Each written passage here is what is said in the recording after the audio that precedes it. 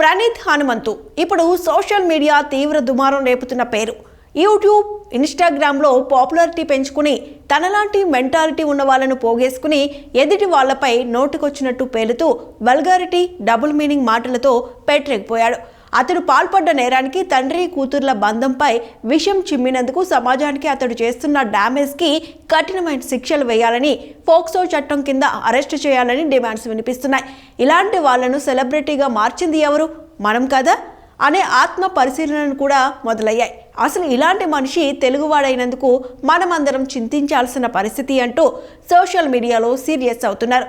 Public domain సంగతి అటుంచితే ఇతగాడి private broadcast ఛానల్లో ఏకంగా 11,000 మంది ఫాలోవర్స్ ఉన్నారు.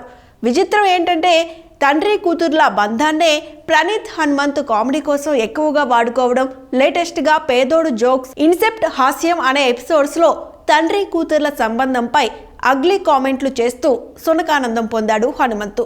ఈ హనుమంతుడి దుస్సాహసాలపై సాయిధరం తేజ్ కంటే ముందే చాలామంది అలర్ట్ అయ్యారు. వీడిని ఎట్టి పరిస్థితుల్లోనూ వదలొద్దు అంటూ ట్వీట్ పెట్టి సమాజాన్ని అలర్ట్ చేశాడు హీరో మంచు మనోజ్. తాజాగా ఈ వివాదంలో ఇరుక్కున్న మరో నిందితుడు డల్లాస్ నాగేశ్వరరావు స్పందించాడు. తనకు చాలా భయమేస్తుందని, తాను అసలు అలాంటి వ్యక్తిని కాదని, ఆ వీడియోలో కూడా ఒక్క మాట అనలేదంటూ వివరణ ఇచ్చే ప్రయత్నం చేస్తూ వీడియోను రిలీజ్ చేశాడు. యూట్యూబ్, ఇన్స్టా, ట్విట్టర్లో సర్క్యులేట్ అవుతున్న వీడియోలో ఉన్న నలుగురిలో నేను ఒకడిని. ఆ వీడియోలో తనను చూసి ప్రెడేటర్ అని, చైల్డ్ అబ్యూస్ చేస్తా అని అంటున్నారు. కానీ నేను అది కాదు. ఆ వీడియోలో కూడా నేను ఒక్క మాట అనలేదు. ఆ వీడియోలో ఒక మాట అనలేదు కాబట్టి నా తప్పు లేదు అని నేను అనడం లేదు.